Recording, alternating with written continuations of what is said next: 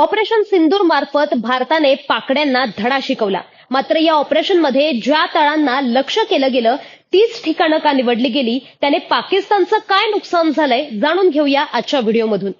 सगळ्यात आधी मुझफ्फराबादचा सवाई नाला कॅम्प उडवण्यात आला, जिथून काही हल्ल्यांमधल्या दहशतवाद्यांना प्रशिक्षण मिळालं होतं. त्यानंतर मुझफ्फराबादच्याच सय्यदना बिलाल कॅम्पला उडवण्यात आलं, जो जैश ए मोहम्मदचा तळ होता. इथे दहशतवादी हत्यारं आणि दारुगोळा ठेवत होते. यानंतर कोटलीतल्या गुलपूर या लष्कर ए तैयबाच्या कॅम्पवर हल्ला करण्यात आला. या कॅम्पमधून प्रशिक्षण घेतलेल्या दहशतवाद्यांकडून राजौरी आणि पूंछमध्ये कारवाया करण्यात आल्या होत्या.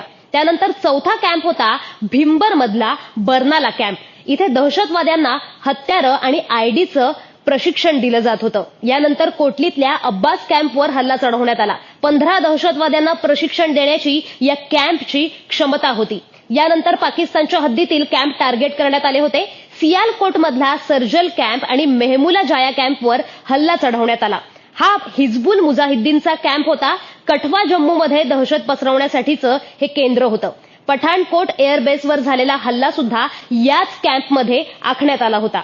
यानंतर मरकज तायबा मुरिदके हा कॅम्प उडवण्यात आला. 2008च्या मुंबई हल्ल्याचे दहशतवादी इथेच प्रशिक्षित झाले होते.